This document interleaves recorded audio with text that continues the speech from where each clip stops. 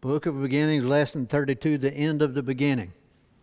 So we're getting to the end of this. We had the 48th chapter where Jacob adopted Ephraim and Manasseh and blessed them. In the 49th chapter, we covered last time, where he gave a prophecy and a blessing to each one of his sons. And then at the end of the 49th chapter, he died. So that's where we're starting tonight. We're in the last book of the book of Genesis. Seems like it's been a while. Genesis 50 verse 1. Then Joseph, leaning over his father's face, wept and kissed him. He commanded his servants, who were physicians, to embalm his father.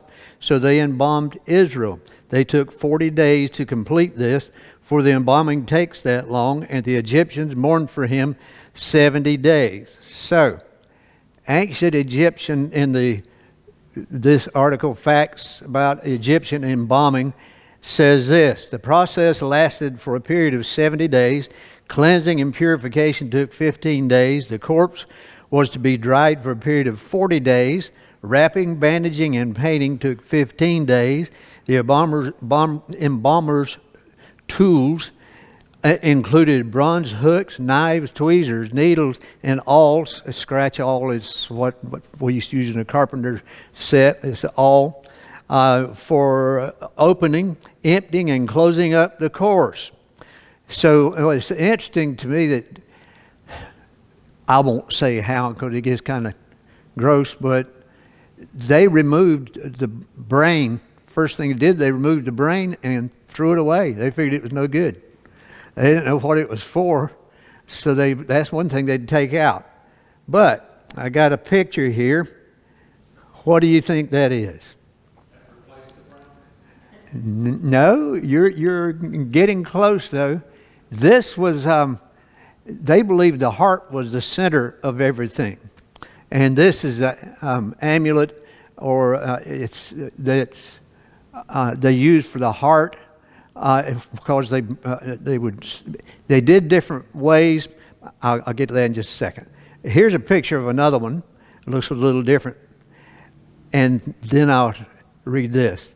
The Pharaoh's fear that the heart could refuse to accompany them to the next world often led to the attempt to replace it with another one. So sometimes they'd replace it with that. Sometimes they would place that over the heart.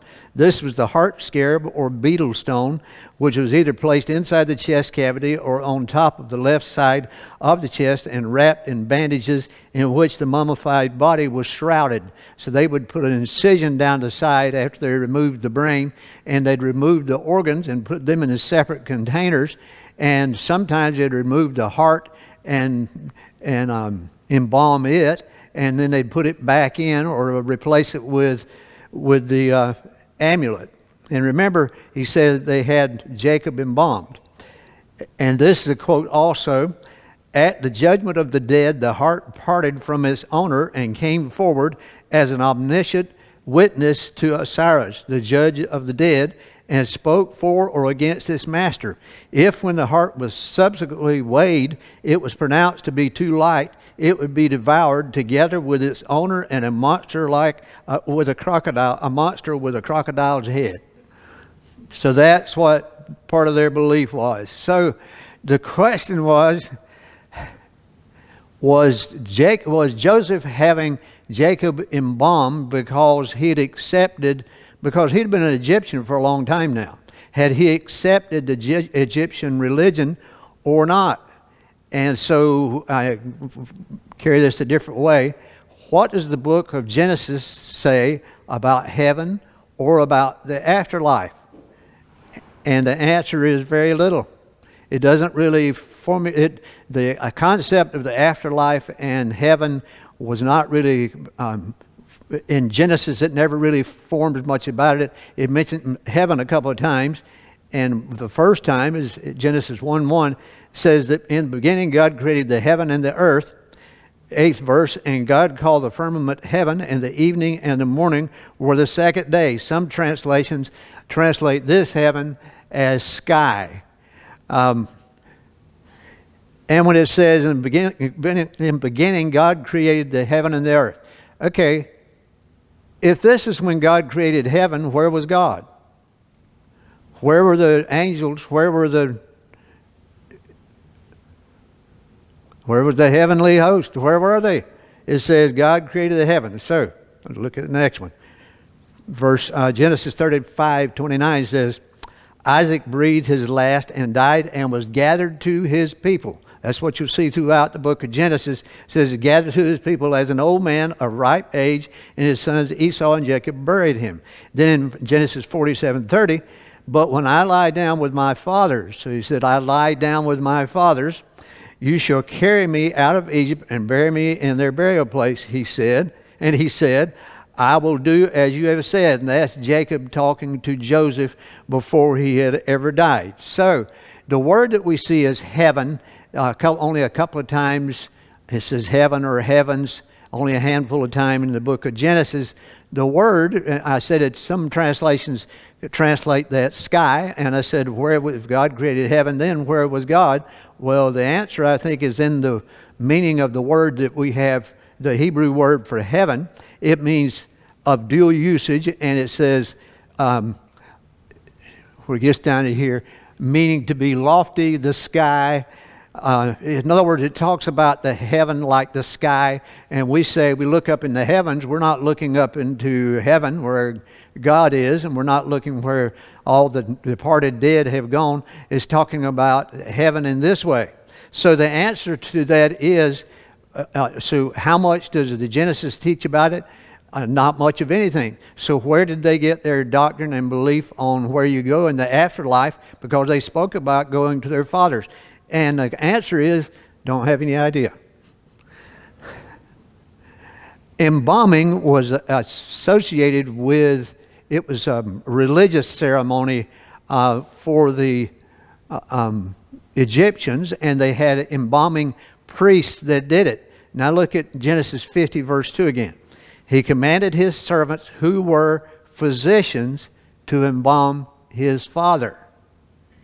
Okay. Nahum Sarna says this, a commentator on the Torah from back years ago. The Torah specifically mentions the role of the physicians in Jacob's embalming to disassociate it from the Egyptian religion.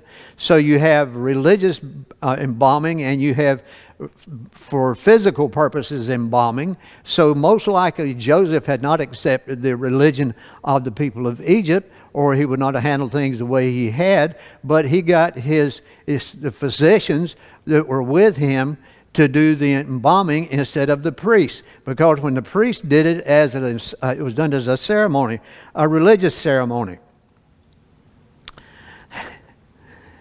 They believed in preserving the body so the body could move smoothly into the next life. It says, where the deceased would continue their existence in the field of reeds. So they believed that the body was going to continue on the next life, so they had to prepare it and get it where it would last so they could get into the next life and make a smooth transition. I don't know what they thought all those dead bodies were that were still laying down there, but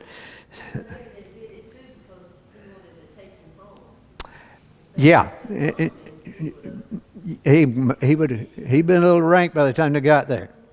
So it took a 40-day process and 70 days total with the embalming. I know you've seen pictures of Egyptian mummies, but this is one. This is in a museum in England, I think, where this one is. And you can tell it's more of a royal mummy because of the intricate care they went to. And here's one of the more, we'll call them everyday mummies. People that were not of royalty or anything, not pharaohs. And you can see the three of them. So they practiced embalming for everybody because they believed the same thing about most of them. So when you read about the different things about the mummies and why they embalmed them and why they did it the way they did it, you'll read different things, but it basically has to do with, to the Egyptians, it has to do with the afterlife. With Joseph and his brothers, I don't think it had anything to do with the afterlife. And here's another picture of a mummy that you can see a little bit better because you can see his fingers and his hands, and I knew you all would want to see these nice pictures tonight, so I printed some for you to, or put some up here for you to see. So let's go back to Genesis 51. When Joseph, leaning over his father's face, wept and kissed him. Genesis 46:3 says this. And God said, I am God, the God of your father. Do not be afraid to go down to Egypt, for I will make you into a great nation there. I will go down with you to Egypt and will also bring you back. Joseph will put his hands on your eyes. So you see what that prophecy said, and then see what it said in 50 verse 1. It says, then Joseph, leaning over his father's face, wept and kissed him. And so I had the question, how many other of the brothers did it say did that? It didn't say. We don't know if any of them did.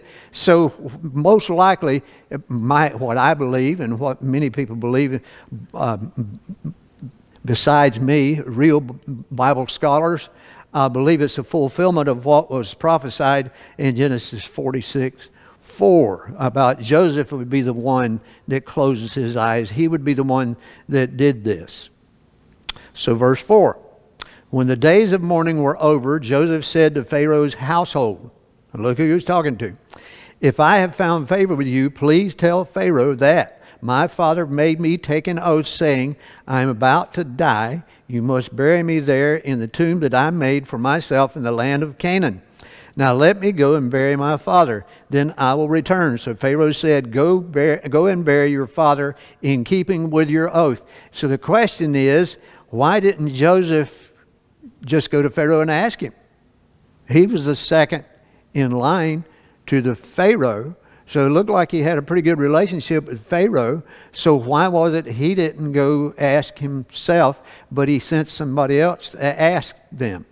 Most commentators on this particular, the reasoning behind this, and I think this is true as well, he didn't want to insult the Pharaoh by saying, we don't like your style of burying. We don't like your ceremonies. I don't want your priests to come down here. I don't want any of that. So rather than create friction, he had somebody else to ask. And you notice they said, I have made an oath to my father. So they said, he said, so that's when Pharaoh said, go ahead, well, go bury your father. Verse 7, then Joseph went to bury his father, and all Pharaoh's servants. Now this says all Pharaoh's servants. We know it wasn't all of them, but it's just hyperbolically. And all Pharaoh's servants, the elders of his household, and all the elders of the land of Egypt went with him, along with all Joseph's household, his brothers, and his father's household. Only their children, their sheep, and their cattle were left in the land of Goshen. Verse 10 says, when he reached the threshing floor of Atad, which is across the Jordan, they lamented and wept loudly, and Joseph mourned 7 days for his father. So the custom of mourning 7 days. Today, the word Sheba or Shiva is the Hebrew word for 7. Today they have a practice and have been for centuries in the Jewish community. When someone dies, they do what is called sitting Shiva. They'll go sit with the family for 7 days. Sometimes they'll spend the night. They eat all the meals there, everything with the family. And the family can, in fact, I'll read it here.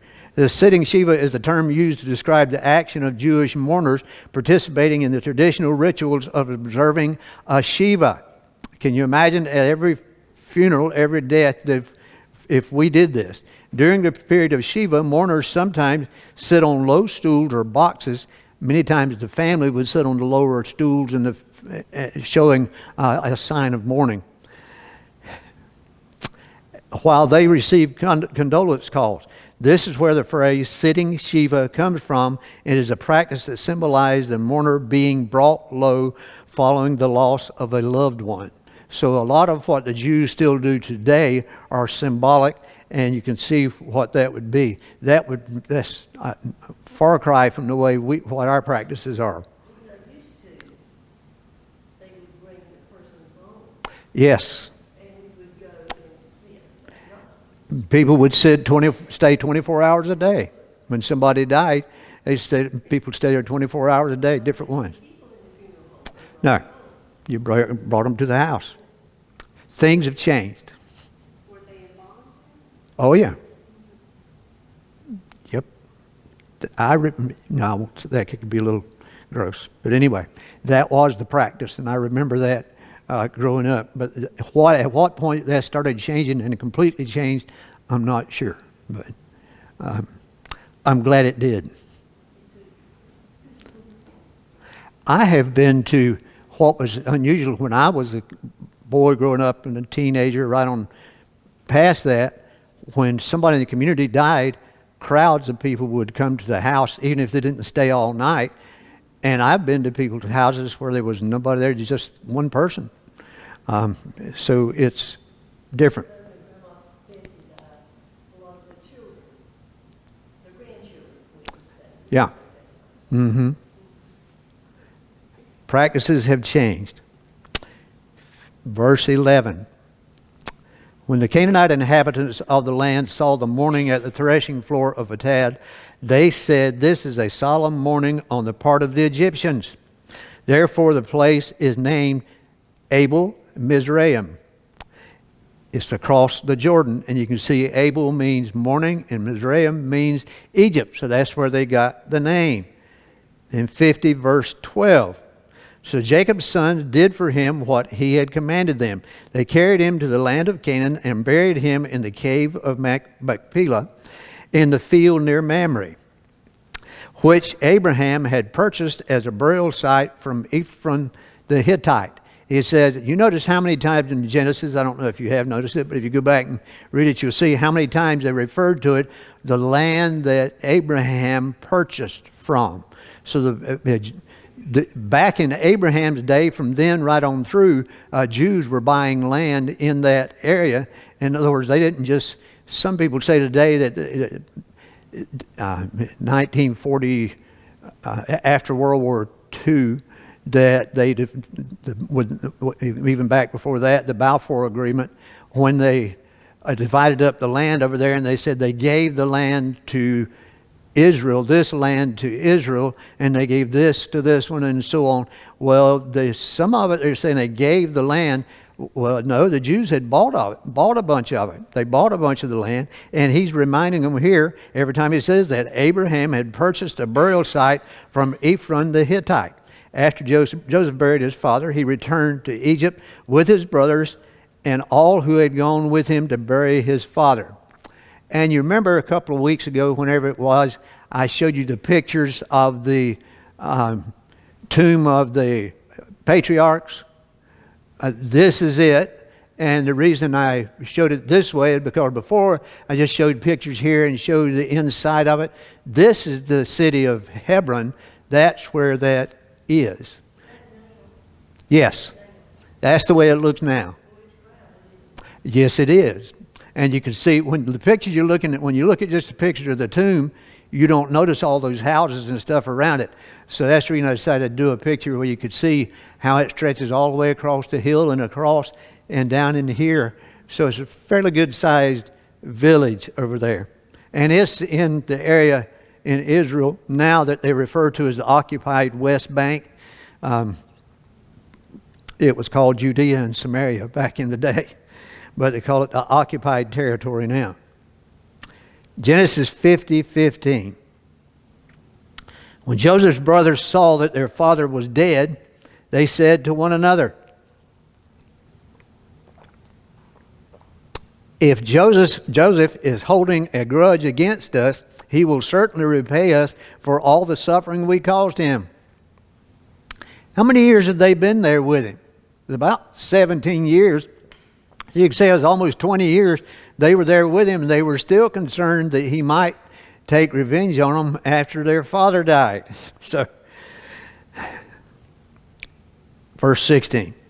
So they sent this message. Now listen to this. So they sent this message to Joseph. Before he died, your father said, your father gave a command. Say this to Joseph. Please forgive your brother's transgression and their sin, the suffering they caused you. Therefore, please forgive the transgression of the servants of the God of your father. Joseph wept when their message came to him. Then his brothers also came to him, bowed down before him, and said, "We are your slaves." So look at what happened here. Couple questions. Did Jacob leave these instructions? Do you think he told these boys this?